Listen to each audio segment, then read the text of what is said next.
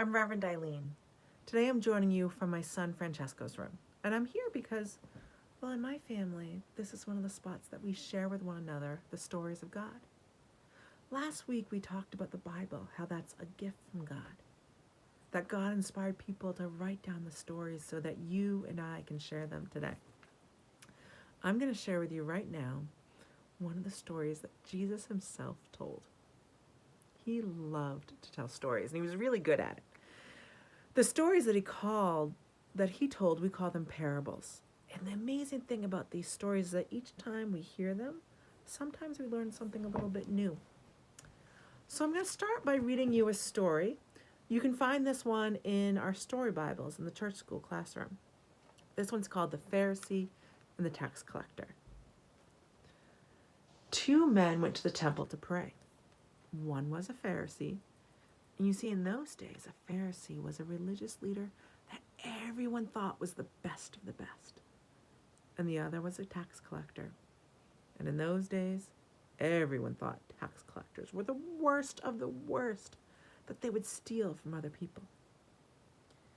The 2 men, Jesus said, went to the temple to pray. And the Pharisee walked in and said, "Oh, God," in a great big loud voice. "Oh, God," he says, "I am so wonderful. I'm so glad I'm me and not like that horrible tax collector over there. Ah, thank goodness I am great, God. Amen." And then the tax collector started his prayer. And he was real quiet so just God could hear. "I am sorry for what I do, God," he whispered. "I need you to help me do what is right."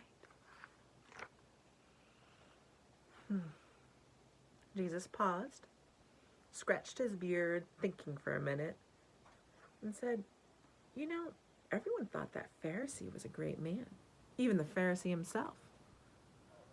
But he didn't know to rely on God.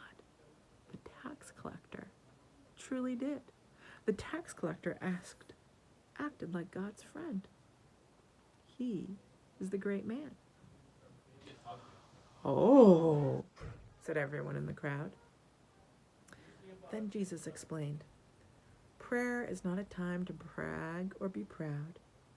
God sees past what people think and say about you. God knows what is in your heart.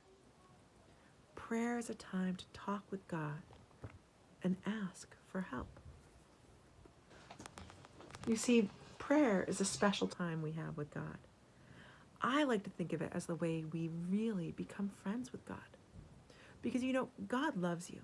God has always loved you. From the very beginning, God's always loved you. But you need to show God that you love God too. And we do that by friendship. The same way you do it with your friends at school and at home. You take time to tell stories, to play together. What do you do with your friends to show them you care? Can you do some of that with God too? At our church we have a prayer ground right in front. It's a spot where you can come and play with God because that's showing God how much you care. The important thing is that you are with God, spending time with our God. Some people pray by sitting very quietly, feeling God's love surrounding them and opening up their hearts to love God too. Some people pray using words they've memorized, like the prayer Jesus taught us, the Lord's Prayer, "Our Father who art in heaven."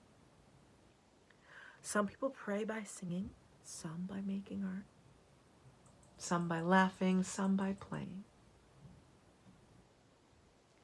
Ask your grown-ups this week what their favorite way to pray is. When you come in on Sunday, share with me your favorite way of praying. I look forward to seeing you.